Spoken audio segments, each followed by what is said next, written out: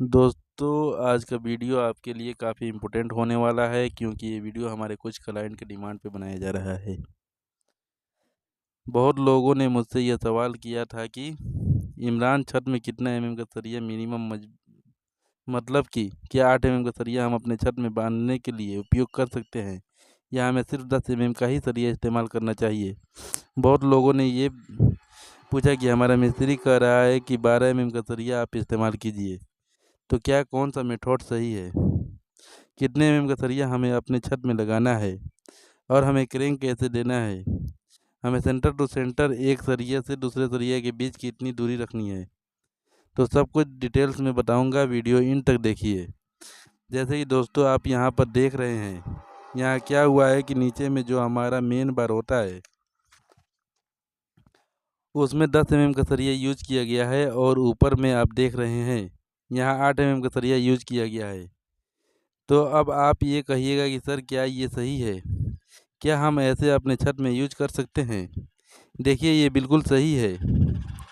ये कब यूज करना है, जैसे कि आपका मान लीजिए कि एक छत है, छत के चारों साइड में बीम है, क्योंकि आजकल हम घर बनाते हैं तो उसमें हम पूरा फ्रेम स्ट्रक्चर बनाते हैं तो उसमें कॉलम बीम सब देते हैं, तो बीम भी काफ़ी हैवी देते हैं। तो चारों साइड से बीम हो यानी बीम का सपोर्ट है, तो वहाँ पर आप आराम से, अगर आपका छत का दूरी मतलब आपका जो छत है ये ज़्यादा से ज़्यादा मतलब एक पिलर से दूसरे पिलर के बीच की दूरी 10 से 12 फीट तक हो, मैक्सिमम 13 से 14 फीट है, उससे ज़्यादा नहीं होनी चाहिए। तो आप आराम से 10 एमएम का सरिया नीचे यानी मेन बार में यूज करें, और जो डिस्ट्रीब्यूशन बार होता है ऊपर का सरिया वो 8 एमएम यूज कर सकते हैं, कहीं आपको कोई दिक्कत नहीं आएगी।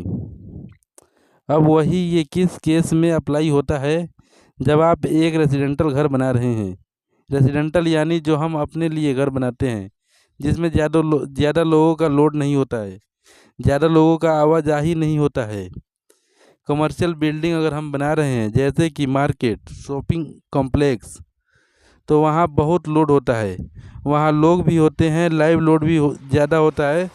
तो फिर वैसे जगह पर आपको कलम काफ़ी बड़े, बीम काफ़ी बड़े देने होते हैं। तो इस हिसाब से जो छत है, छत की मोटाई भी 6 इंच की जाती है, 7 इंच की जाती है, और उसमें आपका 12 एमएम 16 एमएम का सरिया यूज किया जाता है। लेकिन यहाँ हम रेजिडेंटल घर बना रहे हैं, ज़्यादा से ज़्यादा 2 से 3 मंजिल तक का घर बनाएंगे, तो उसमें ज़्यादा से ज़्यादा एक फ्लोर पे आपके 10 लोग 15 लोग रहेंगे, या किसी किसी घर में मान लीजिए एक फ्लोर पे 5-6 लोग रहते हैं, फिर उसके ऊपर, तो इस तरीके का लोड जो है वहाँ पे कम लोड लग रहा है, तो आराम से वहाँ पे आप मेन बार 10 एमएम का यूज कर सकते हैं, डिस्ट्रीब्यूशन बार 8 एमएम का यूज कर सकते हैं। अब बहुत लोगों ने मेरे से यह सवाल किया कि सर हम अगर 8 एमएम का सरिया यूज करते हैं तो अपने घर में, तो क्या वह कमज़ोर नहीं होगा। तो देखिए दोस्तों, बिल्कुल कमज़ोर नहीं होगा।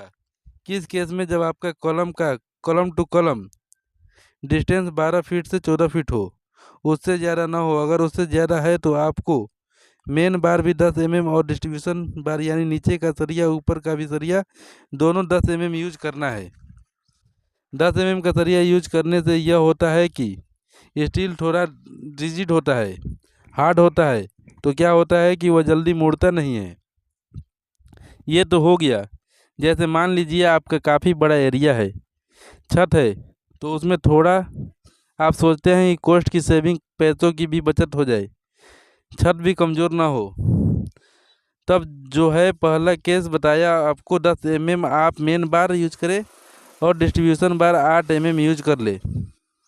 और लेकिन दोस्तों कोशिश ये करें कि 8 एमएम अगर आप ऊपर बांध रहे हैं तो उस आपकी जहाँ जहाँ कोने कोने में, जैसे देख रहे हैं यहाँ ज़्यादा मेस बांधा है, यहाँ पे आपको चेयर बार देना है, ताकि उस पे ट्रॉली लोग आए जाए तो मुड़े नहीं, दबे नहीं। कई बार होता क्या है कि जब लोग जाते हैं ढलाई करने के टाइम पे, तो वहाँ से मुड़ जाता है। तो जितना हम क्रैंक दिए हुए हैं जैसा आप देख रहे हैं कि 45 डिग्री पे 45 डिग्री पे क्रैंक उठा के बीम पे दिया गया है, ताकि हमारा छत का जो बेंडिंग मोमेंट होता है, निगेटिव बेंडिंग मोमेंट जो होता है बीच में सेंटर में, वो हम वहाँ से ट्रांसफ़र करके कहाँ अपने बीम पर, क्योंकि बीम पे सपोर्ट भी चला जाएगा तो फिर वहाँ से कॉलम पे ट्रांसफ़र हो जाएगा। तो इसलिए हम क्रैंक देते हैं। तो वहाँ पे अब क्या क्या है, अगर 8 mm आप दे रहे हैं तो ऊपर में, तो फिर आपको चेयर बार देना है। अब दोस्तों एक और बात अब मैं आपको बता दूं कि छत में मेन बार और डिस्ट्रीब्यूशन बार यानी नीचे और ऊपर दोनों सरिया जो है 10 mm का सरिया यूज करें। उससे क्या होगा कि जब हम क्रैंक वगैरह तोड़ते हैं, यानी बीम के ऊपर से जब क्रैंक ले जाते हैं, तो आप उस पर जब चलते हैं या फिर ट्रॉली आती है तो वो मुड़ता नहीं है, वो बैठता नहीं है, क्रैंक को रिजिड रहता है, यानी उसमें जगह पर फिक्स रहता है। और 10 mm का सरिया से क्या होता है कि थोड़ा सा स्ट्रेंथ भी बढ़ जाता है कंक्रीट की, और इसलिए हम वहाँ पर दे सकते हैं।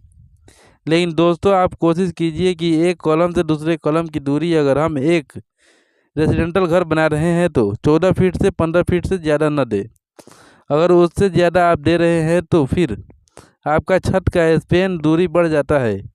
तो वहाँ पर क्या होता है, जो जाल होता है, जो बांधना होता है छत में, फिर वहाँ पे आपको 10 mm टॉप में यूज करना पड़ जाएगा और 12 mm बॉटम में यानी मेन बार में यूज करना पड़ जाएगा। तो आप कोशिश करें कि 14 फीट के अंदर रहे।